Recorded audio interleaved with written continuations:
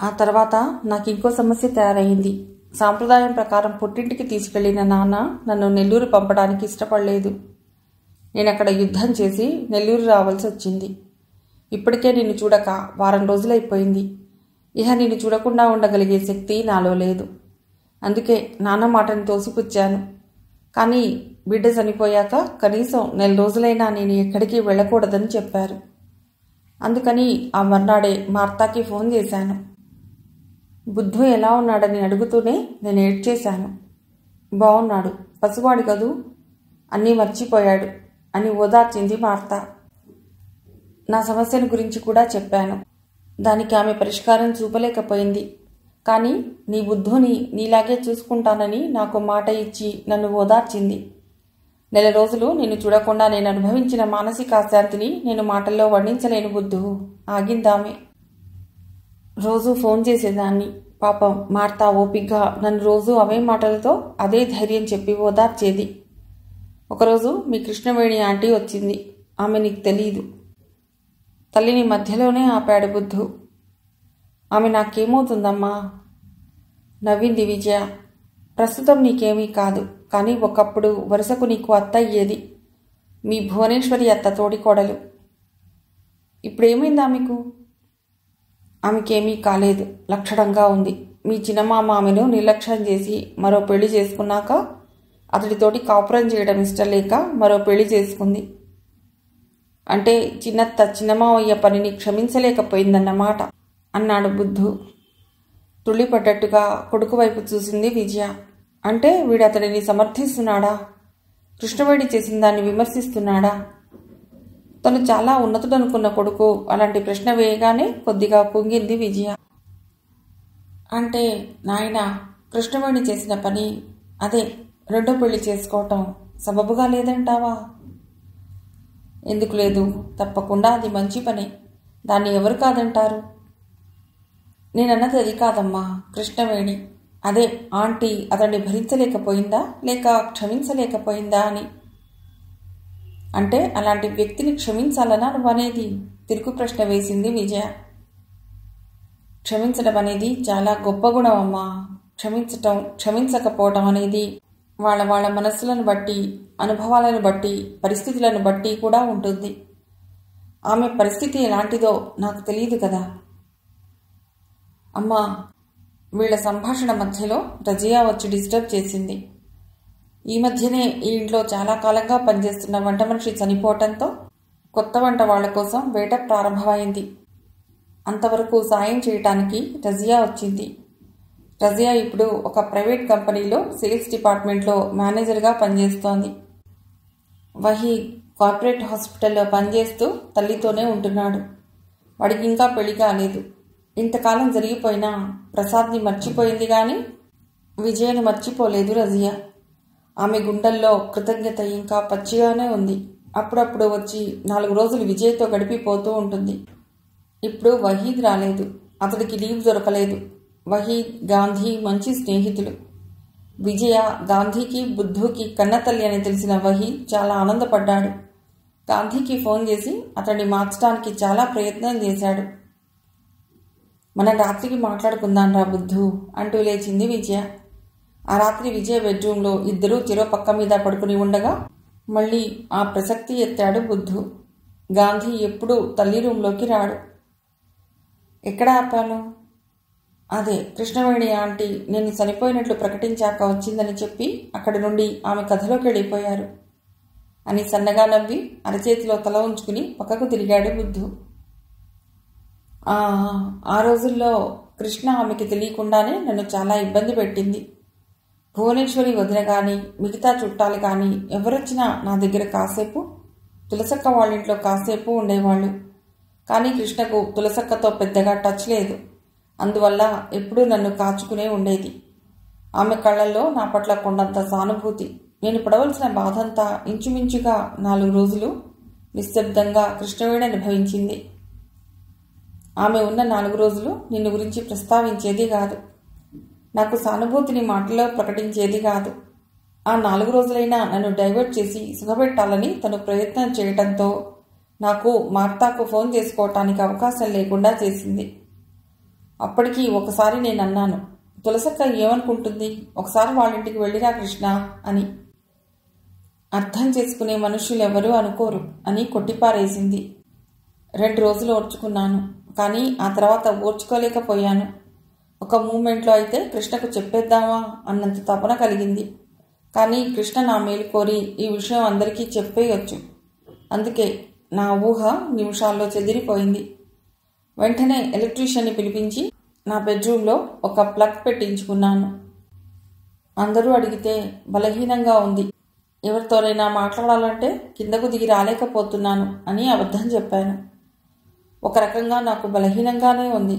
నేను చూడలేని నిస్సహాయ స్థితిలో, ఆ మానసిక అశాంతిలో నాకు అన్నం సహించేది కాదు. 3వ రోజు కృష్ణ బాత్రూంకి పోగానే ఆతృతగా ఫోన్ చేశాను. కానీ వాళ్ళ ఫోన్ అవుట్ ఆఫ్ ఆర్డర్. అప్పుడు నేను అనుభవించిన నిరాశ అంతా ఇంత కాదు బుద్ధు. ఎక్స్చేంజీలో తెలిసిన వాళ్ళందరికీ ఫోన్ చేసి నేను వాళ్ళ ఫోన్ బాగు చేయించే లోపల కృష్ణ స్నానం చేసి రానే వచ్చింది. ఇక నన్ను నేను కంట్రోల్ చేసుకునే స్థితి దాటిపోయాను. కృష్ణ, నాకు బాంబే టోస్ట్ తినాలని ఉంది, రజియాకి సరిగ్గా రాదు, ప్లీజ్ కాస్త చేసి పెడతావా అన్నాను అనాలోచితంగా. బిడ్డను పోగొట్టుకున్న నేను కోరిన ఆ కోరికకు మొదట ఆశ్చర్యపోయి ఆ తర్వాత సంతోషంగా కిందికెళ్ళింది. మాత ప్లీజ్ బుద్ధుని ఫోన్లో మాట్లాడిస్తావా అన్నాను. మార్తా నవ్వింది. ఈ 2 రోజులు మా ఫోన్ చెడిపోయింది, చాలా ఆతృత పడుతుంటావు కదూ అని నిన్ను ఫోన్ దగ్గరికి తీసుకొచ్చింది. అను, హలో అనమ్మా బుద్ధు అని మార్తా మాటలే వినిపిస్తున్నాయి కానీ నువ్వు నోరు విప్పటం లేదు. చాక్లెట్ తెస్తుందిట ఆంటీ, అడుగు అంటే నువ్వేదో శబ్దాలు చేశావు. వాటికే సంబరపడిపోయాను. అమ్మా అను అన్నాను. అమ్మా అన్నావు. నా గుండెల్లో అశాంతి, ఆవేదన అంతా దూది పింజలా ఎగిరిపోయింది. ఆ రోజు కృష్ణవేణి బాంబే టోస్ట్ తెచ్చే వరకు నీతో మాట్లాడుతూనే ఉన్నాను. దిగులుకే కాదు బుద్ధు, అతి సంతోషానికి కూడా ఆకలి కాదు. కృష్ణ తెచ్చిన వాటిలో ఓ రెట్ట ముక్కైనా తినటం నా శక్తికి మించిన పనైపోయింది. అదేమిటి మనసుపడి చేయించుకుని అలా వదిలేశావు, తిను అని బలవంతం చేసింది కృష్ణ. ఆ సమయంలో కృష్ణ నన్ను ఒంటరిగా వదిలేసి వెళ్ళిపోతే బాగుండని ఉంది. అలా పరుపు మీద వాలిపోయి కళ్ళు మూసుకుని నువ్వు పిలిచిన అమ్మ అనే పిలుపుని పదే పదే మననం చేసుకోవాలనే పిచ్చి కోరిక. కానీ నాకు ఆ కోరిక తీరలేదు. కృష్ణ వెళ్ళలేదు. 4 రోజులయ్యాక కృష్ణ వెళ్ళిపోయాక చాలా రిలీఫ్ ఫీల్ అయ్యాను. అప్పటికప్పుడే నా అవస్థను జయకు ఫోన్లో చెప్పాను. జయ దిగులు పడింది, కోప్పడింది, నన్ను కన్విన్స్ చేయాలని చూసింది. ఎంత చెప్పినా నీకు అర్థం కాలేదు. ఇప్పటికైనా మించిపోయిందేమీ లేదు, వాణ్ణి తెచ్చేసుకో, అక్కడ నీకేమైందోనని భయం వేస్తోంది అంది. నిజమే, నా బాధని ఇంకెవరితోనూ పంచుకోలేక నాలో నేను కుమిలిపోతూ చాలా చిక్కిపోయాను. ఇంకో 10 రోజులు గడిస్తే గాని నేను నిన్ను చూడలేను. జయను కోరాను ఒక్కసారి వచ్చి పొమ్మని. పాపం వెంటనే వచ్చింది. ఏమిటిది అంది నన్ను చూస్తేనే ఆశ్చర్యంగా, బాధగా. అప్పుడే నేను ఇంకాస్త కఠినత్వం వహించవలసింది.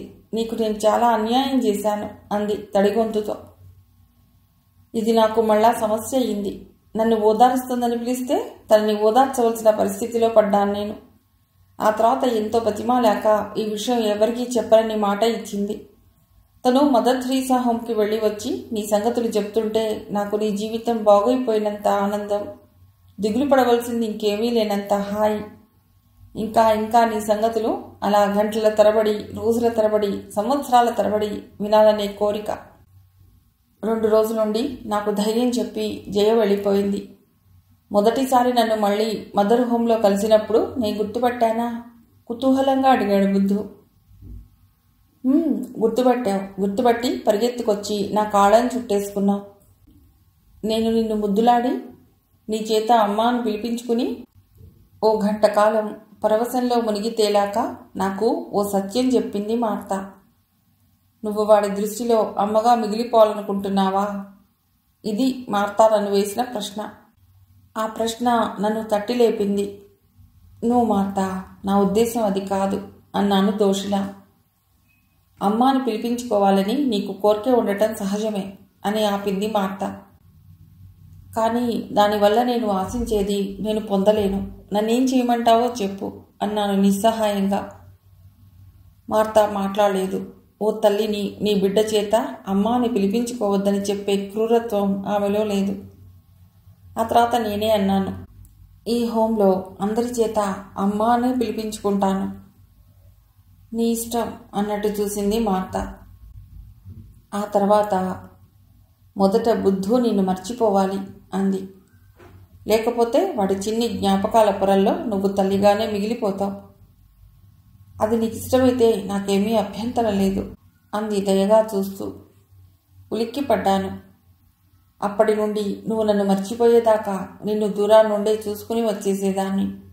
ఓ 3 నెలల తర్వాత దగ్గరకు పిలిస్తే అంత దూరాన బెరుగ్గా నిల్చుండిపోయిన నిన్ను చూసి మాత్రం నా గుండెలు పగిలిపోయాయి. నేను వాంఛించేదేమిటో నాకే తెలియని పరిస్థితిలో పడిపోయాను. బుద్ధు మాట్లాడలేదు. తల్లికి బిడ్డ లేకపోవటం అనేది పెద్ద కష్టం. కానీ బతుకున్న బిడ్డ చేత తల్లిగా గుర్తింపబడకపోవటం అనేది ఇంకా పెద్ద కష్టం. బుద్ధు, నిద్ర రావటం లేదు అడిగింది విజయ. లేదమ్మా, మమ్మల్ని పోషించడానికి మీరు హోంకి చాలా డబ్బు ఖర్చు చేసేవారని మార్తా సిస్టర్ చెప్తుండేవారు. నాన్నగారు బతికుండగా మీకు ఆ స్వాతంత్ర్యం ఉండేదా? బుద్ధు, ఆయనకు నాకెన్ని నగలున్నాయో తెలియవు. ఆయన చనిపోయే వరకు ఒక్కొక్క నగ అమ్మి ఆ డబ్బు ఖర్చు చేసేదాన్ని. నా అదృష్టం, ఆయన నా నగలన్నీ అయిపోకముందే చనిపోయారు అని ఆగి, భర్త చనిపోవటం అదృష్టం అంటున్నానని ఆశ్చర్యపోతున్నావా బుద్ధు అంది విజయ. లేదు, చెప్పమ్మా. ఇంకేం చెప్పను అని పేలవంగా నవ్విందామె. మమ్మల్ని పూర్తిగా హోంలో వదిలేశాక నువ్వెప్పుడూ పశ్చాత్తాపడలేదా అమ్మా? తటపటాయిస్తూ అడిగాడు బుద్ధు. పశ్చాత్తాపడలేదా అంటావా అని ఆగి, పశ్చాత్తాపడేలా ఆ హోంలోని సిస్టర్ మీరు ఏ పని చేయలేదు నాయనా, కానీ చాలానే బాధపడేదాన్ని. మిమ్మల్ని చూడను వారం వారం వచ్చినప్పుడల్లా ఆ కారులోనే మిమ్మల్ని ఎత్తుకొచ్చేయాలనిపించేది. కానీ నిగ్రహించుకునేదాన్ని. అలా నిగ్రహించుకోవటానికి చాలా శక్తి కావాల్సి వచ్చేది. ఒకసారి ఆ రోజు నరక చతుర్దశి. ఇంట్లో పండుగలు చేయటం ఎప్పుడో మానేశాను. మీరు లేరు, ఆయన ఉండరు. ఆయన ఎప్పుడన్నా ఉన్నా చేసినా పెట్టినా తినరు. పైగా బోడి పిండి వంటలకి ఇక్కడెవరూ ఆశపడలేదు.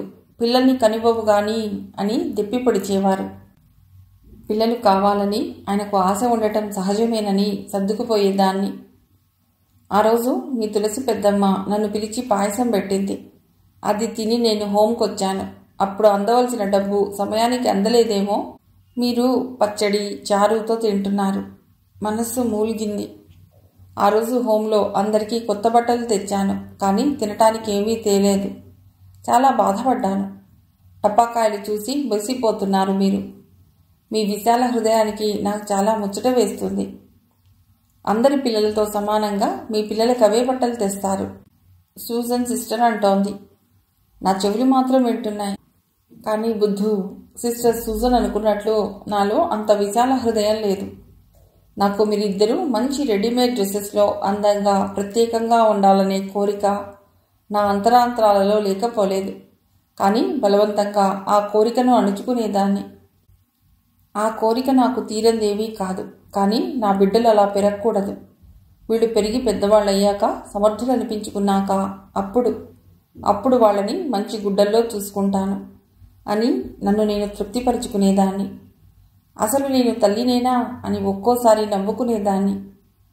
అసంకల్పితంగా తను వేసుకున్న చొక్కా వైపు చూసుకున్నాడు బుద్ధు. అది చాలా ఖరీదైన గుడ్డ. పిల్లలిద్దరూ తనకు అందిన ఆనందంలో వాళ్ల కోసం చాలానే ఖర్చు పెట్టి చాలా బట్టలు కొంది విజయ. వాళ్ళకి చేయవలసినవి కొనవలసినవి నిర్భయంగా చేస్తోంది విజయ. వాళ్లకు కావలసినవేమీ తక్కువ చేయటం లేదు. అలా చూడకు బుద్ధు. ఈరోజు నువ్వు సంపూర్ణత్వాన్ని సంతరించుకున్నావు. ఈరోజు నువ్వు 1000 రూపాయల షర్ట్ వేసుకోగలవు, లేకపోతే 100 రూపాయల షర్ట్తోనూ తృప్తి పడగలవు. కానీ నిన్ను చిన్నప్పటి నుండి అలాంటి బట్టల్లో పెంచి ఉంటే ఏమో నువ్వెలా తయారై ఉందువో. చిన్నగా నవ్వుకుని చెప్పమ్మా అన్నాడు బుద్ధు. దిండు కాస్త ఎత్తుగా వేసుకుని తల ఇంకాస్త పైకి ఎత్తుతూ. ఏం చెప్తున్నాను అని గుర్తు చేసుకోవటానికి ప్రయత్నిస్తున్న తల్లికి గుర్తు చేశాడు బుద్ధు. అదే పండుగ రోజు. ఆ రోజు పూర్తిగా నిర్ణయించుకున్నాను మిమ్మల్ని ఇక్కడ ఉంచి అన్యాయం చేయకూడదని. మర్నాడు చెప్పాను రేపొచ్చి తీసుకెడతానని. కానీ చెప్పమ్మా. కానీ తీరా ఇంటికి వచ్చేసరికి తులసక్క ఇంట్లో యుద్ధం. తులసక్క మూడో కొడుకు, అంటే మీ చిన్నాన్న, తన హక్కుల కోసం పోరాడుతున్నాడు. వాడికి నిండా 19 ఏళ్ళు లేవు. ఇంత చేస్తే వాళ్ళమ్మ నాన్న వాడికి చేసిన అన్యాయం, ఫెయిల్ అయిన ఇంటర్ పరీక్ష మళ్ళీ కట్టమనటమే. వాడు బిజినెస్ చేస్తానంటాడు. దానికి ఒక 50,000, ఆఫ్టర్ ఆల్ 50,000 పెట్టుబడికి ఇవ్వమంటున్నాడు. పాపం మా బావగారికేమో కొడుకుల్ని చదివించాలని ఆశ. పెద్ద కొడుకులిద్దరికీ ఎలాగూ చదువులేదు. ఇంటర్ దాకా వచ్చిన మూడో కొడుకైనా డిగ్రీ తెచ్చుకుంటే కట్నం ఎక్కువ వస్తుందని ఆయన ఆశ. ఆ దృశ్యం చూసిన నేను చాలా దూరం వెళ్ళిపోయాను. ఓ 10 ఏళ్ళు ముందుకెళ్ళి మిమ్మల్ని సాయి స్థానంలో ఊహించి వణికిపోయాను. అప్పటికప్పుడే మార్తాకి ఫోన్ చేసి చెప్పాను. అలా జరగటం అది ఎన్నోసార్లు కనుక మార్తా నవ్వేసింది. విజయ, నేను ఇలాంటి ఫోన్ని ఎక్స్పెక్ట్ చేస్తున్నాను అంది. బుద్ధు చిన్నగా నవ్వాడు. అమ్మా, నన్ను సరే ఎలా వదిలారో చెప్పారు, కానీ గాంధీని హోంలో ఎలా వదిలారో చెప్పలేదు ఆసక్తిగా అడిగాడు సిద్ధార్థ్. కొడుకు ప్రశ్న వినగానే విజయ కళ్ళల్లో ఒక్కసారిగా గత జ్ఞాపకాలతో నీళ్లు తిరిగాయి. చెప్పేందుకేముంది బుద్ధు, గాంధీని పురిట్లోనే వదిలాను. పురిటి కోసం జయ దగ్గరికి వెళ్ళాను, అందరినీ ఎదిరించి. బిడ్డ పుట్టగానే హోంకి చేర్చి పురిట్లోనే బిడ్డ పోయాడని అబద్ధం చెప్పి నమ్మించిన కసాయి తల్లినిరా అని నిట్టూర్చింది విజయ. బుద్ధు తల్లిని ఓదారుస్తూ, బాధపడకండమ్మా, మా ఉన్నతి కోసమేగా మీరిదంతా చేసింది అన్నాడు. ఆ రోజుల్లో నా కోరిక ఒక్కటే బుద్ధు, మీరు బాగుండాలి.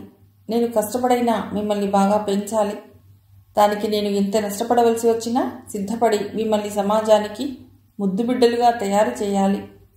కాకపోతే నా ఆశలకు పాపం జయ సమిధ అయ్యింది.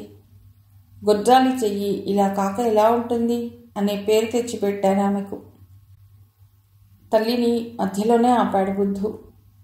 అమ్మా, నాకు మార్తా సిస్టర్ చెప్పారు, మీరు ఎప్పటికీ మా కన్న తల్లిగా చెప్పాలని అనుకోలేదు కదా.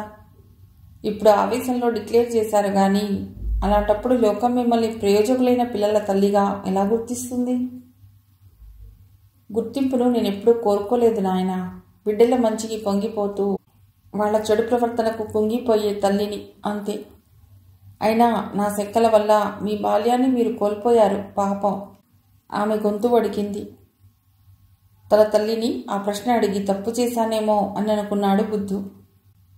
లేదమ్మా, మీ కృషి వల్లే మేము యోగ్యులమయ్యాము. మీరు దిగులు పడనక్కర్లేదు, మేము ఏమీ కోల్పోలేదు. మీరు మాకు అన్నీ ఇచ్చారు. మీతో ఇంకా చాలా జీవితం ఉంది మాకు అని ఓదారుస్తున్న కొడుకు వంక ఆప్యాయంగా చూసిన విజయ, అలాగే దిగులు పడను, కానీ రేపు సాయంత్రం మనం రఘునందన రెడ్డి గారి ఇంటికి వాళ్ళ అమ్మాయిని చూడటానికి వెడుతున్నాం, గుర్తుంది కదూ నీకు అనేసి టాపిక్ మార్చింది విజయ. గుర్తుందమ్మా అని వెళ్ళిపోయాడు బుద్ధు. విజయ టీవీ ఆన్ చేసి అందులో వస్తున్న సీరియల్లోకి కళ్ళు సారించింది. కానీ ఆమెకు ఆ సీరియల్ నచ్చలేదు. అత్తా కోడళ్ళు ఇలా శత్రువులా పోట్లాడుకోమనా వీళ్ళు చెప్తున్నది.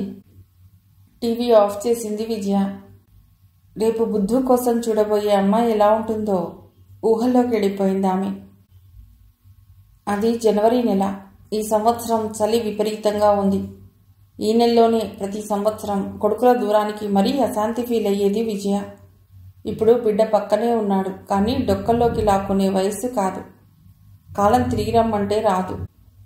ఆ సాయంత్రం రఘునందన్ రెడ్డి ఇంట్లో బుద్ధుకు పెళ్లి చూపులు. ఎక్కడికి కదలని విజయ పెళ్లి చూపులకు కదలటం తులసికి ఆశ్చర్యం కలిగించింది. ఆ మాటే తోడికోడలితో అంటే చిన్నగా నవ్వి అంది విజయ. జీవితాంతం కలిసి బతకవలసిన వాళ్ళం కదక్కా, అమ్మాయిని నాకు చూడాలనిపిస్తోంది. సిద్ధార్థకు నచ్చి నీకు నచ్చకపోతే అక్కడే ఉన్న సౌజన్య అంది మనువరాలికి అన్నం తినిపిస్తూ. ఇద్దరం కలిసి నిర్ణయించుకుంటాం. ఒక్కోసారి నేను పొరపాటు పడొచ్చు, ఒక్కోసారి వాడే పొరపాటు పడొచ్చు అని జవాబు చెప్పిన విజయకు ఛాయ ఎలాంటి డిస్కషన్స్ లేకుండానే నచ్చింది. టిఫిన్ల కార్యక్రమం పూర్తయ్యాక ఛాయ తండ్రిని పర్మిషన్ అడిగాడు బుద్ధు. మీ అమ్మాయితో నేను కొద్దిగా మాట్లాడాలి. అలాగే అడుగు, నువ్వేం అడగదలుచుకున్నా అభ్యంతరం లేదు అన్నారు ఆయన. లేదండి, నా విషయాలు ఆమెతో కొన్ని చెప్పి ఆమె అంగీకరిస్తేనే పెళ్ళి. దూరంగా కూర్చున్న విజయ కాస్త కంగారు పడినట్టు తలెత్తింది. ఛాయ తండ్రి తల్లి లేచి నిల్చున్నారు. వాళ్లతో పాటు విజయ్ కూడా లేవపోయింది. నో అంకుల్, మీరు కూడా ఉండండి, ఇది పర్సనల్ కాదు. నేను చెప్పవలసింది చెప్పాక ఆమె నిర్ణయం తీసుకునే ముందు ఆమెకు మీరు కూడా ఏదైనా సలహా ఇవ్వచ్చు.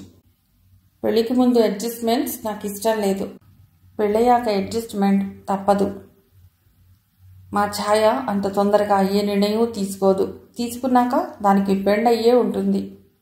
ఛాయ అన్నయ్య చిన్నగా నవ్వి అన్నాడు. ఛాయ వైపుకు పూర్తిగా తిరిగాడు బుద్ధు. ఛాయ గారు చెప్పండి. ఛాయ గొంతులో ఎంత మార్దవమో అంత దృఢత్వం. మీకు విద్యాధర్ రెడ్డి గారి కొడుకుగా నేను తెలుసనుకుంటాను, కానీ నేను పెరిగింది అనాథాశ్రమంలో. ఆమె రియాక్షన్ కొరకు చూశాడు బుద్ధు. ఆమె మొహంలో తను ఊహించిన ఎక్స్ప్రెషన్ లేదు. ఆ విషయం నాకు తెలుసు, కానీ ఎందుకలా జరిగిందో నాకు తెలియదు. అదే చెప్తాను. కాఫీ కప్పు కింద పెట్టి అంతా చెప్పాడు బుద్ధు. ఎంత గొప్ప త్యాగం అంది ఛాయ. ఛాయ గారు, అనాథాశ్రమంలో పెరిగిన మా పరిచయస్తులు, స్నేహితులు దిగువ మెట్టు వాళ్లే ఉంటారు. వాళ్ళని గౌరవించి అతడి మధ్యలోనే ఆపిందామె. అలాంటి భయాలక్కర్లేదు. నేను మనిషిని మనిషిగానే చూడగలను. తృప్తిగా నిట్టూర్చాడు బుద్ధు. చూడగానే ఛాయారూపం అతడికి నచ్చింది. ఆమె తనకు పాజిటివ్ ఆన్సర్ ఇస్తే బాగుంటుందని అతడి మనస్సు కోరుకుంది. ఛాయను చూసి నచ్చి వాళ్ల చేత కూడా అవుననిపించుకుని తిరిగి వచ్చిన విజయను హఠాత్తుగా విషాదం అల్లుకుంది. గోడకు వేళ్లాడుతూ ఎదురుగా జయపటం. జయ బతికుంటే ఇప్పుడు ఎంత సంతోషించేది. జయ ఇప్పుడు తన పక్కన ఉంటే తనెంత ఆనందంగా ఉండేది. మనసులో మాట చెప్పుకోను జయ తప్ప తనకెవరున్నారు? అలా అనుకుంటున్న విజయకు మరో నిజం స్ఫురించింది. పాపం తులసక్క, తను మాత్రం తనని తక్కువగా ప్రేమించిందా? తనే ఆమెను తన స్నేహ పరిధిలోకి తీసుకోలేదు. తీసుకునేదేమిటి? స్నేహం అనేది దానికదే పుట్టుకొస్తుంది కానీ కావాలంటే వస్తుందా? తన మనస్సుకు దగ్గరగా వచ్చిన నేస్తం జయ ఒక్కతే. సంతోషమైనా బాధైనా తనతోటే పంచుకోవాలనే భావం. తను తిన్నది జయకు పెట్టాలనే ఆశ. తను చూసింది జయకు చెప్పాలనే ఆరాటం. అంతే, తనకు అదొక్కటే తెలుసు. జయ తన జీవిత కాలమంతా తనకు తోడుగా ఉంటుందనుకుంది. తన వెర్రి మనస్సు. జయ ఏమైపోయిందో, కట్టెల్లో కాలిబూడిదై గాలై ధూళై. ఎంత దౌర్భాగ్యురాలు తను. ఈరోజు తనుంటే ఎంత ఆనందపడేదో, తన గుండెల్లో సంతోషాన్ని ఎంతలా పంచుకునేదో. మార్తా కూడా తనకు స్నేహితురాలే, కానీ మార్తా వేరు, జయ వేరు. మార్తాకు తనంటే సానుభూతి, దయ, బాధ్యత. కానీ జయ తన గుండె లోతుల్లోకి వెళ్ళిపోయిన నేస్తం. తనను కోప్పట్టానికి, శాసించటానికి హక్కున్న మనిషి. తన సుఖాన్ని, ఆనందాన్ని తను సమంగా పంచుకోగల తోడు. కానీ ఆమెది? తన కొడుక్కి ఛాయకు నిశ్చితార్థం జరగబోతున్న సమయంలో ఆమె ఏది? జయా, జయా, జయా అమ్మా అన్న పిలుపుతో ఉలిక్కిపడి కళ్ళు తుడుచుకుంది. విజయ్ చూస్తున్న ఫోటో వంక చూశాడు సిద్ధార్థ. అతడికంతా అర్థమైంది. గతించిపోయిన అపురూపమైన స్నేహితురాలు బ్రతికి రావాలని తన తల్లి కోరుకుంటోంది. అమ్మా, ఏం లేదు నాయనా, శుభం జరుగుతున్న ఈరోజు కన్నీళ్లు పెడుతున్నాను, పాపిష్టిదాన్ని. జాలిగా చూశాడు. కన్నీళ్లు కావాలనుకుంటే రావు, వద్దనుకుంటే ఆగవమ్మా. కానీ జయాంటి చాలా అదృష్టవంతురాలమ్మా. ఏం అదృష్టంలే నాయనా, నా కోసం ఎంత తప్పించింది, నా కోసం తను ఎన్ని నిందలు పడింది. కానీ నేను జయ కోసం ఏం చేశానురా? బ్రతికుండగా ఆమె కోరిక తీర్చలేకపోయాను. ఆంటీ గురించి చెప్పమ్మా. కళ్ళు తుడుచుకుని నీరసంగా కూర్చుంది విజయ. తల్లి పక్కనే కూర్చున్నాడు సిద్ధార్థ. ఒకరోజు నాతో పాటు మిమ్మల్ని చూడటానికి హోంకి వచ్చింది జయ. ఆ రోజు మామూలుగానే నువ్వు వచ్చి నా కాళ్ళని చుట్టేసుకున్నావు. మేమొచ్చేసరికి ఎందుకో గాంధీ ఏడుస్తున్నాడు. నేను సిస్టర్ని పర్మిషన్ అడిగి నిన్ను, గాంధీని, ఇంకొందరు పిల్లల్ని కారెక్కించుకుని రైలు కట్టదాకా వెళ్ళాను. ఏ కళనున్నాడో గాని గాంధీ రమ్మనగానే వచ్చాడు. హుషారుగా ఉన్నాడు. మీరంతా ఆ విశాలమైన బిళ్లలో ఆడుకుంటున్నారు. నేను ఆనందంగా మిమ్మల్ని చూస్తున్నాను. జయ నా భుజం మీద చెయ్యి వేసి పిలిచింది. నీకిప్పుడు వాళ్ళతో ఉంటే ఆనందంగా లేదు? ఉందన్నట్టు తలూపాను. అలాగే వాళ్లకు వాళ్ళ తల్లిదండ్రులతో ఇలా షికార్కి రావాలని, ఆడుకోవాలని ఉండదు. నేను చెప్పేది కాస్త చెవుల్లోకి దూర్చుకో. నేను, మార్తా సిస్టర్ వచ్చి మీ వారికి చెప్తాం. కోప్పడితే కోప్పడని, నువ్వు ఆనందంగా ఉండొచ్చు. పిల్లలు కోరుకుంది పొందుతారు. పిచ్చి పిచ్చి ఆలోచనలు పెట్టుకోకు. మళ్ళీ మొదలెట్టింది ఉపన్యాసం అని విసుక్కోకు అంది. బుద్ధు ఉపన్యాసాలిచ్చి గొంతు పూడ్చుకోవాల్సిన అవసరం తనకేమిటి? ఎంచక్కా పిల్లలు కూడా అడ్డులేరు. సరదాగా స్నేహితురాలతో గడపొచ్చని అనుకోవచ్చు కదా. తల్లి మనసు ఏ దూర తీరాలకో వెళ్లిన సూచనగా ఆమె దృక్కులు శూన్యంగా ఉన్నాయి. సిద్ధార్థ ఆమెని గమనిస్తున్నాడు. ఆమె ఆనాటి భావాల్ని అంచనా వేసుకోవటానికి ప్రయత్నిస్తున్నాడు. ఏమో, బిడ్డల మీద ప్రేమతో ఆ బిడ్డలకు తల్లి అవసరం గుర్తించి అమ్మను నాన్న బాగా చూసేవాడేమో. సిద్ధార్థ మనసులో మెదిలే భావాన్ని పైకి వ్యక్తం చేయలేదు. వ్యక్తం చేసి ఏం లాభం? పరమపదించిన ఆయన తరపున ఇప్పుడు తను మాట్లాడి తల్లిని నొప్పించడం తప్ప. అసలు బుద్ధు, మీ ఆంటీ కోరినట్టు నేను చేసి ఉంటే ఆయనగా మిమ్మల్ని నా నీడలో అయినా ఉంచేవారా? అలా అంటున్న తల్లి మొహం వంక చూసి ఆశ్చర్యపోయాడు సిద్ధార్థ. ఆ ఊహకే ఇన్నాళ్ల తర్వాత కూడా వణికిందామె. తమని వదులుకున్న అమ్మ తమని దేశానికి ముద్దుబిడ్డలుగా తీర్చిదిద్దాలనే తాపత్రయంలో ఎంత మిగుల్చుకుందో గాని ఎంత పోగొట్టుకుంది పాపం. నిట్టూర్చాడు సిద్ధార్థ. నిశ్చితార్థం మీ పద్ధతి ప్రకారం సింపుల్గా చేయమన్నా చేస్తాం, లేదా మా పద్ధతి ప్రకారం అమ్మాయిని అబ్బాయిని పీటల మీద కూర్చోబెట్టి చేయమన్నా చేస్తాం అని రఘునందన్ రెడ్డి అన్నప్పుడు మీ ఇష్టం అనబోయిన విజయ ఆగింది. ఇంకా తన కోరికల్ని సమాధి చేసుకోవాల్సిన అవసరం ఉందా అని క్షణం ఆలోచించి మీ పద్ధతి ప్రకారమే చేయండి అన్నగారు అని అనేసిన విజయలో ఓ అనుమానం. పాపం అతడు ఆర్థికంగా ఏమైనా ఇబ్బందుల్లో ఉన్నాడేమో. మరొక్క క్షణం కూడా ఆలోచించకుండా అనేసింది విజయ. అన్నయ్య గారు, ఖర్చులన్నీ మీరే పెట్టాలని సిద్ధాంతం వద్దు. ఇప్పుడు ఛాయ నా బిడ్డ కూడా, అంటే ఈ ఆస్తి ఛాయది కూడా. అబ్బేబే, ఖర్చు గురించి ఆలోచించటం లేదు. మీరు అట్టహాసాలు ఇష్టపడరని. కాస్త గిల్టీగా ఫీల్ అయింది విజయ. ఈసారి అతడే అన్నాడు. మీ భావం నాకు అర్థమైంది. చాలా సంతోషం. ఈ ఆస్తి ఛాయది కావచ్చు, కానీ నాది కాదు. ఛాయ పెళ్ళి నా బాధ్యత, నా సంతోషం. అలా అనకండి ప్లీజ్. మీరు వేరు నేను వేరు అనుకోవటంలో నాకు సంతోషం లేదు. ఈ పరాయి భావం మనల్ని దూరం చేస్తుంది తప్ప దగ్గర చేయదు. అర్థం చేసుకోండి అన్నగారు. అతను విజయ్ వైపు ఆప్యాయంగా చూశాడు. అలాగేనమ్మా, అవసరమైతే మిమ్మల్ని అడిగి తీసుకుంటాను. నాకు చెల్లెళ్ళు లేరు. ఈ క్షణం నుండి ఆ స్థానం మీది. విజయ్ గుండె నిలువెల్లా తడిసిపోయింది. రఘునందన్ రెడ్డికి చెల్లెళ్ళు లేకపోవచ్చు, కానీ విజయ్కు అన్న ఉన్నాడు. కానీ కేవలం రక్త సంబంధం ఉన్న అన్న మాత్రమే. చెల్లి, నీకు నేనున్నాను అనే భావం అతడి మాటల్లో లేదు, చేతల్లో లేదు, మనస్సులోనూ లేదు. భార్యకే ఏమీ కాని అతడు చెల్లికి ఏమవుతాడు? అయితే మీరు మీ వాళ్ళందరినీ పిలుచుకుని అబ్బాయిని తీసుకురండి. వస్తానమ్మా, లేచాడు రఘునందన్ రెడ్డి. ఉండండి, టీ తీసుకుని పెడుతురు. థ్యాంక్స్ అమ్మా, ఇప్పుడే తాగొచ్చాను అని ఆయన వెళ్ళిపోయారు. హఠాత్తుగా తను ఎంత అదృష్టవంతురాలయ్యింది. సమాజపరంగా దొరికిన మాతృస్థానం, మంచి కోడలు, మంచి వియ్యంకులు. ఎంత తృప్తిగా ఉంది. ఎలాంటి దుర్గుణాలు లేని రఘునందన్ రెడ్డి లాంటి వాళ్ళు 4-5 తన బంధువర్గంలో ఉన్న తన బిడ్డల్ని అనాథాశ్రమానికి అప్పజెప్పేది కాదు కదా. ఇంట్లో స్పెషల్ డిషెస్ చూసినప్పుడు నా పిల్లలు అక్కడేం తిన్నారో అనే బాధ తనకు ఉండేది కాదు కదా. పిల్లల్ని స్వంతంగా పెంచుకునే అదృష్టం నుండి తను కొల్లగొట్టబడేది కాదు కదా. తన భర్తను, బంధువుల్ని వంచే దౌర్భాగ్యం పట్టేది కాదు కదా. అలా ఆలోచిస్తున్న ఆమె ఉలిక్కిపడింది. అంటే చేసిన పనికి ఇప్పుడు తను పశ్చాత్తాపడుతుందా?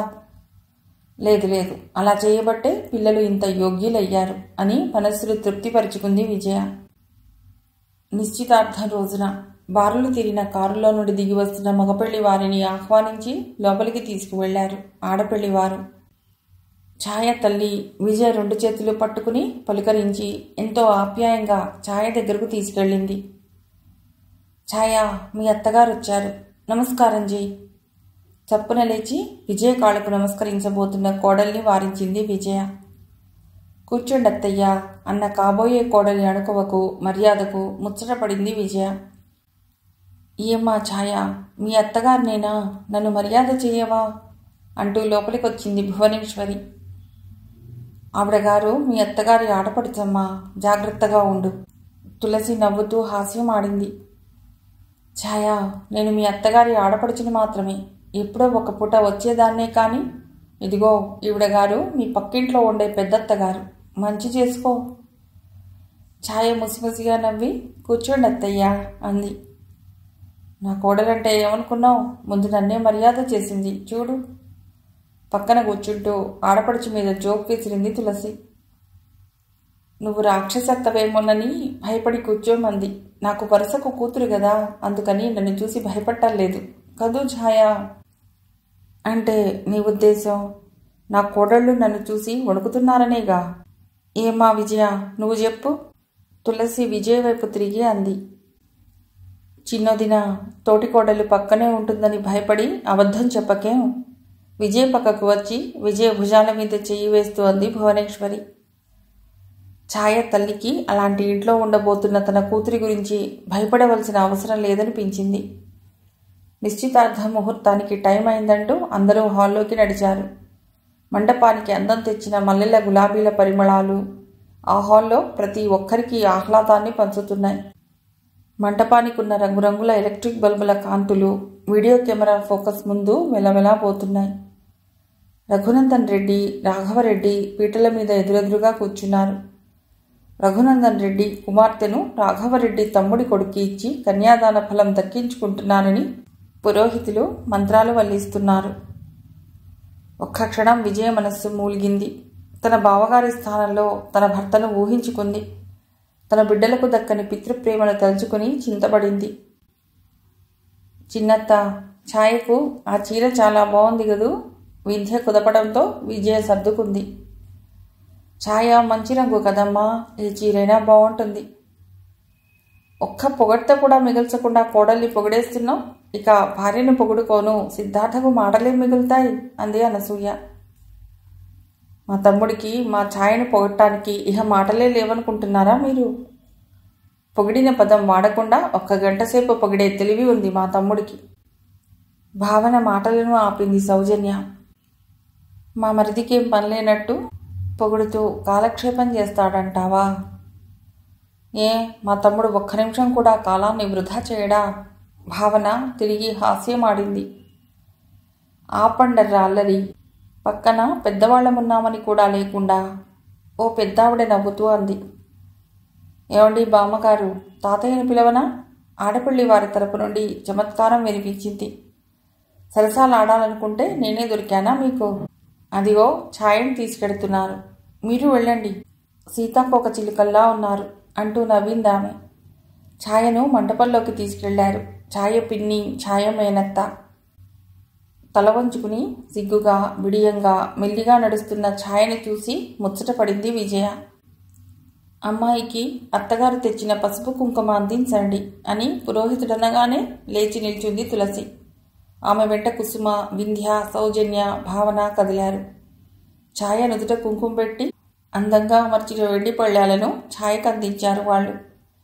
ఒక దాంట్లో చీర, జాకెట్టు, ఒక దాంట్లో గజనిమ్మ పళ్ళు, ఇంకో వెండి ట్రేలో యాపిల్స్. అలా వాళ్ళు తెచ్చిన పళ్లల్లో కొన్నింటిని కోడలికి ప్రేమగా అందించింది. మిగిలిన పళ్ళన్నీ మంటపానికి ఒక మూలగా పెట్టించి వచ్చి కూర్చుంది తులసి. బుద్ధు వచ్చి ఛాయ పక్కన సర్దుకుని కూర్చున్నాడు. మా చెల్లెలి అందంతో మీ తమ్ముడు పోటీ పడగలడా? సౌజన్య అంది. ఛాయ వేసుకున్నట్టు 10 రకాల నగలు, 10,000 రూపాయల గుడ్డలు మా తమ్ముడు కట్టుకోలేదు, అది మర్చిపోకండి. భావన హుషారుగా అంది. ఓకే, మీ తమ్ముడిని కూడా ఇంకా 20 రకాల నగలను అలంకరించుకోమను, మాకేం అభ్యంతరం లేదు. అప్పుడు జడ్జిమెంట్ ఇవ్వమను. ఇక్కడున్న వాళ్ళనంతా. అన్ని ఓట్లు మా చెల్లికే పడతాయి. వాదించుకోకండి వదినా, నాకంటే ఛాయే అందం అని నేను ఒప్పుకుంటున్నానుగా. అన్యాయం. అరగంట నుండి నోరు ఎండిపోయేలా నీ వైపు మాట్లాడుతుంటే నన్నిలా గాలి తీయటం నీకు భావ్యమేనా సిద్ధార్థ? నీకు మంచి పట్టుచీర కొని పెడతాలే. బుద్ధు కొద్దిగా భావన వైపు తిరిగి అన్నాడు. చూడమ్మా ఛాయ, ఇది చూడు. ఆడపడుచు తెలివిగా మెప్పు పొంది కంచుపట్టు చీర కొట్టేస్తోంది. మీకు కూడా కొనిస్తాలే వదినా. మరి మా పిన్నికో? 6 ఏళ్ల ఛాయ అక్క కూతురు ఉడుక్కుంది. ఇక కొనే చీరలన్నీ మీ పిన్నికేలే పాపా. ఛాయ సిగ్గుపట్టం చూసి ఇంకా ఉడికించింది భావన. హాస్యోక్తుల మధ్య, పురోహితుడి మంత్రాల మధ్య దంపతులందరూ వచ్చి ఛాయను సిద్ధార్థను ఆశీర్వదించి వాళ్ళిచ్చే పసుపు కుంకుమలు తీసుకున్నారు. నిశ్చితార్థం కార్యక్రమం పూర్తవగానే ఛాయ వచ్చి విజయ్ పక్కన కూర్చుంది. భోజనాల దగ్గర కూడా అల్లరి ఏమాత్రం తగ్గలేదు.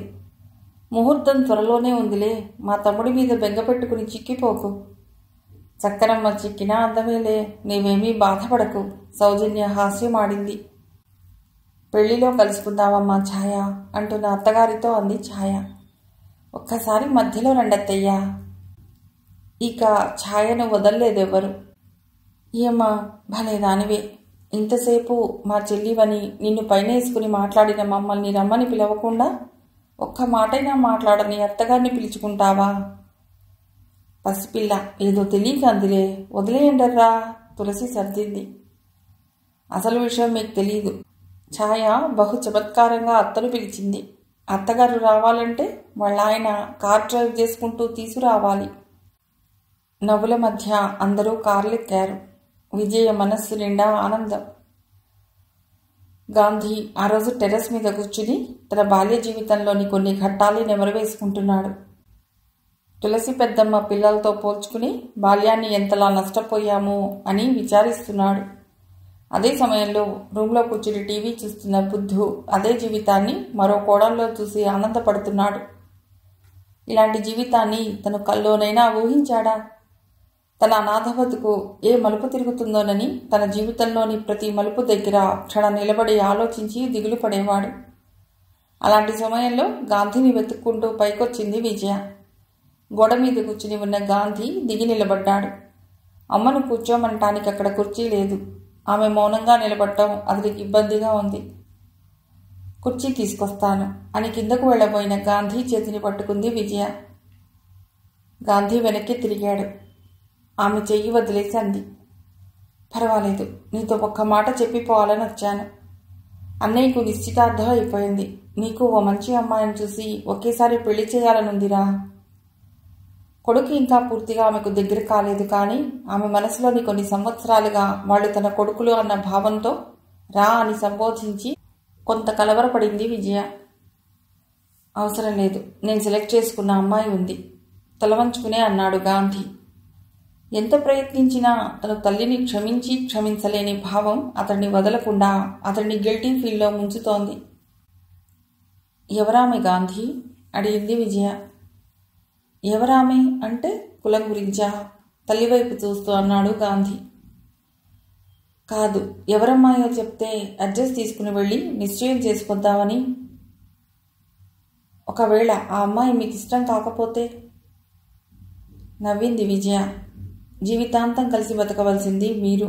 నీకు నచ్చిన పిల్ల, నిన్ను బాగా చూసుకునే అమ్మాయి అయితే ఎందుకు నచ్చదు? గాంధీ మనసు కరుగుతోంది. అలాగే, మీ ఇష్టం అన్న అతడి జవాబు ఆమెకు తృప్తినిచ్చింది. సిద్ధార్థ గుండెలు వేగంగా కొట్టుకుంటున్నాయి. సిద్ధార్థకు దగ్గరగా తెలిసిన ఆడవాళ్ళిద్దరు, ఒకరు అమ్మ, రెండవ వాళ్ళు నాన్ సిస్టర్స్.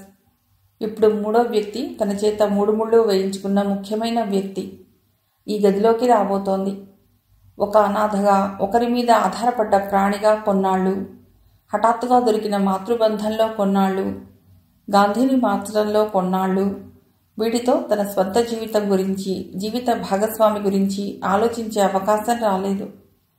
ఛాయతో జీవితం ముడిపడబోతోందన్న సంగతి తెలిసిన కొద్ది రోజుల్లోనే కోడల్ని అంత తొందరగా తెచ్చుకోవాలనే ఆశతో విజయ పెళ్లి తొందరగా చేయటంతో అతడికి కాస్త కంగారుగానే ఉంది. పెళ్లి చూపుల నాడు ఉన్న నిస్సంకోచ భావం ఈరోజు లేదు. గుండెల్లో ఏదో సందడి. టీనేజ్లో అడుగుపెట్టిన ప్రతి అబ్బాయి గుండెల్లో ఎవరో ఒక ఆడపిల్ల పెళ్లి కాకముందే మానసిక సంచలనాన్ని కలిగించే ఉంటుంది. కానీ సిద్ధార్థకు ఈ ఆలోచన కానీ అవకాశం కానీ లేదు. జీవితాన్ని ఏర్పరచుకోవటంలోనే అతడు 25 యువకుడయ్యాడు. మెల్లిగా తలుపు తెరుచుకుంది. వాకిట్లో ఛాయ తను అనుకున్నట్లు సింపుల్గా లేదు. తలనిండా పూలతో, చీరలో, ఆ రోజు చూసిన దానికంటే మోహనంగా. సిద్ధార్థ లేచి నిల్చున్నాడు. ఆమె ఒక్క అడుగు ముందుకు వేసి కళ్ళెత్తబోయి మళ్ళీ వాల్చుకుంది. రా ఛాయ. అతడు ఒక్క అడుగు ముందుకేశాడు. ఛాయ నడిచొచ్చింది. మామూలు ఆడపిల్లలా నడిచొచ్చింది. సిగ్గుగా తల వంచుకుని సంకోచంగా వేళ్లు ముడుచుకుంటూ నిల్చున్న ఛాయను చూసి కొద్దిగా చకితుడై నవ్వుకున్నాడు సిద్ధార్థ. ఛాయ కూడా ఆడపిల్లే కదా. ఈ కాలం ఆడపిల్లలు జీన్స్ వేసుకుని, మిడ్డీస్ వేసుకుని, పొట్టి జుట్టులు ఎగరేసుకుంటూ ఇంకాస్త ముందుకెళ్ళి చేతిలో సిగరెట్తో తాము మగపిల్లల గుండెల్ని దోచుకుంటున్నాము, ఆకర్షించబడుతున్నాము అనుకుంటారు. కానీ నిజానికి మగపిల్లల దృష్టిలో వీళ్ళు కాలక్షేపపు ఆటబొమ్మలుగానే మిగిలిపోతున్నారు. భార్యగా పనికి రాకుండా పోతున్నారు. భార్య దగ్గరికి వచ్చేసరికి మగవాళ్ళు నిండుగా సంసారపక్షంగా ఉండాలని అనుకుంటున్నారు. కూర్చో ఛాయ. ఛాయ కూర్చుంది. తల్లి చెప్పిన ప్రకారం పాల గ్లాస్ భర్తకు అందించింది. ఫార్మాలిటీస్ తప్పవా? భార్య చెయ్యి అందుకుని గ్లాస్ పక్కన పెడుతూ చిన్నగా నవ్వి అన్నాడు సిద్ధార్థ. సన్నగా నవ్వుతూ కాస్త ఎత్తిన తలను మళ్లీ దించేసుకుంది ఛాయ. ఏదైనా మాట్లాడండి అంది బెరుకు పోగొట్టుకుని. మాట్లాడుకునే రాత్రి కాదిది, అతడు తనను తాను శృతి చేసుకుంటూ అన్నాడు. మరి అనేసి తర్వాత అర్థమై తల వంచుకుంది ఛాయ. ఆమె భుజం మీద అతడి వేడి శ్వాస, ఆమె తనువులో కొత్త ఊపిరి, అతడి కళ్లల్లో ఓ రహస్యం, ఆమె మదిలోకొచ్చి వదిగిన ఓ మోహన కెరటం. అతడు ఆమెకు దగ్గరయ్యాడు. ఓ వేడి మంచు బిందువు అతడి ఒడిలో ఒదిగింది. ఆమె అతడిలో సగమైంది, యుగగీతికలో లీనమైంది. కొద్ది క్షణాల తర్వాత ఆమె తనను తాను వెతుక్కుంది. ఆమె కంటి కొసల సిగ్గు పువ్వు పూసింది. గుండెల్లో మాధుర్యాన్ని, మనసు నిండా తృప్తిని నింపుకుని తెల్లవారకుండా లేచి ఇంకా ఆదమరచి నిద్రపోతున్న భార్య వంక చూసిన సిద్ధార్థలో చిత్రమైన ఆలోచన. ఎక్కడో అనాథాశ్రమంలో పెరిగి పెద్దయిన తను, సిరి సంపదల్లో పెరిగి కార్లలో తిరిగిన ఛాయ మధ్య కొన్ని గంటల్లో చిత్రంగా ఎంత దగ్గరితనం. చటుక్కున మెళకువ వచ్చిందాన్లా కంగారుగా లేచి కూర్చున్న భార్యను మళ్ళా పడుకోబెట్టాడు సిద్ధార్థ. మీరు లేచి చాలాసేపు అయిందా అన్న భార్యకు జవాబుగా, అది నాకు అలవాటు, ఎవరి అలవాట్లు వాళ్ళవి, ఇందులో కంగారు పడవలసిందేమీ లేదు, పడుకో అన్నాడు. మళ్ళీ లేచి కూర్చుంది ఛాయ. బుద్ధు, మదర్ థెరీసా హోమ్కి వెళ్ళి నీ పెళ్లి స్వీట్స్ ఇచ్చి రావాలి. నువ్వు ఛాయ కూడా వస్తారా? అలాగేనమ్మా. ఎప్పుడు వెళదాం? ఈరోజు వెళదామా? ఈరోజా? రేపు వెళదాం. రేపు గాంధీ కూడా ఇంటర్వ్యూకి వెళ్తాడట. అలా అనేసి తనే మనసులో ఆశ్చర్యపోయింది. కొన్ని సంవత్సరాల క్రితం హోమ్కి వెళ్ళాలి అనే మనసులోకి వచ్చిన మరుక్షణం నుండి వెళ్లకుండా ఉండలేని ఆరాటం, ఎవరికీ తెలియకుండా మేనేజ్ చేసి రహస్యంగా వెళ్ళగలిగే మానసిక శక్తి, ఈ పిల్లల్ని ఎలా తెచ్చుకోవాలా అనే సంఘర్షణల మధ్యగా కూడా వారం వారం తప్పకుండా వెళ్ళగలిగే శారీరక శక్తి. ఇప్పుడు ఏమైపోయింది? తన బిడ్డలు తన దగ్గరే ఉన్నారు. కొద్దిగా గాంధీ అదోలా ఉన్నా తనని విడిచి వెళ్ళలేదు. ఇప్పుడు తనెవ్వరికీ భయపడనక్కర్లేదు. అయినా ఈ మధ్య తనలో నుండి ఎవరో హఠాత్తుగా ఉన్న శక్తినంతా హరింపజేసిన భావం, నిస్సత్తువ. ఎందుకని? తల్లి ఇలా ఆలోచిస్తుంటే కొడుకు మరో యాంగిల్లోకి వెళ్ళాడు. తల్లి బిడ్డలను ఎందుకిలా ప్రేమిస్తుంది? బిడ్డ ఎలా ప్రవర్తించినా తల్లి ప్రేమించటం ఎంత చిత్రం. గాంధీ తనకేమీ చేయకపోయినా గాంధీ కోసం ఈరోజు తనకింత సహాయం చేసిన థెరీసా హోమ్కి కూడా వెళ్లకుండా వాడిని చూస్తూ గడపాలనుకునే భావం. ఇది స్వార్థమా, ప్రకృతి సిద్ధమా? మర్నాడు హోమ్కి వెళ్ళినప్పుడు మార్తా అడిగింది, ఇప్పుడు గాంధీ ఎలా ఉన్నాడు విజయ? అలాగే ఉన్నాడు. మా హోంలో పెరిగిన గాంధీ అంత కృతజ్ఞుడు కాలేడు. పేలవంగా నవ్వింది విజయ. వాడికి కృతజ్ఞత చూపించవలసిన అవసరం ఏముంది? నేను వాడి దృష్టిలో వాడికి అన్యాయం చేశాను. దిగులు పడక విజయ, అందరూ ఒక్కలా ఉండరు కదా. నిజంగా వాడికి అన్యాయం జరిగిందని వాడనుకుంటే నీకు జీవితంలో జరిగిన నష్టం గురించి వాడికి నేను చెప్తాను, అర్థమయ్యేలా చెప్తాను. ఏమవుతుందో అని నిట్టూర్చి, నా పిల్లల్ని తీసుకెళ్లే ముందు నా ఆస్తి మీ హోంకి రాస్తానన్నాను. నేను రాయలేదు, నువ్వు అడగలేదు అంది విజయ. నువ్వు ఏదో బలహీనపు ఘడియలో నీ ఆస్తంతా ఈ హోంకి రాసిస్తానన్నంత మాత్రాన రాసివ్వాలని రూల్ లేదు. డొనేషన్గా తీసుకుంటాం. కానీ నీ బిడ్డల్ని ఆర్థికంగా ఏమీ లేని వాళ్ళని చేసి నీ సర్వసంపదని నా హోంకి నువ్వు రాసిస్తానన్నా మేము ఒప్పుకోం. ఈ ఐశ్వర్యపు నీడ నా బిడ్డల్ని, వాళ్ళ బిడ్డల్ని అయోగ్యుల్ని చేయకూడదు. అందుకని నీకు పిచ్చా ఏమి? తల్లి ప్రేమ వాళ్ళకు అందకుండా పోయింది. కనీసం వాళ్ళ తండ్రి ఆస్తినన్నా వాళ్ళని అనుభవించని. మార్తా వంక కొత్తగా చిత్రంగా చూసింది విజయ. తనకు తెలిసిన మార్తా డబ్బు గురించి ఆలోచిస్తుందా? దానికి ప్రాధాన్యం ఇస్తుందా? పెద్దవాళ్ళని, పిల్లల్ని అందర్నీ పులకరించి సిద్ధార్థ తల్లి ఎదురుగా వచ్చి నిల్చున్నాడు. వెళ్ళి విజయ, బుద్ధు, అమ్మని తీసుకెళ్ళు. ఇద్దరూ నడిచి కారెక్కాక వెనక్కి పిలిచింది సిద్ధార్థను మార్తా. బుద్ధు, మీ అమ్మను సుఖపడేలా చూడు. గాంధీని నేను రమ్మన్నానని చెప్పు. సిద్ధార్థ మార్తా కళ్ళలోకి చూశాడు. ఆ కళ్ళల్లో స్నేహభావం, దయ, బాధ. అలాగే అమ్మా, వస్తాను. చేతులు జోడించి కారు వైపుకు నడిచాడు. ఆ హోంలో తనకు తల్లి మార్తా, విజయ తనను కన్న తల్లి. ఇద్దరు తల్లుల కొడుకు తను. మిగిలిన కథ తర్వాతి భాగంలో.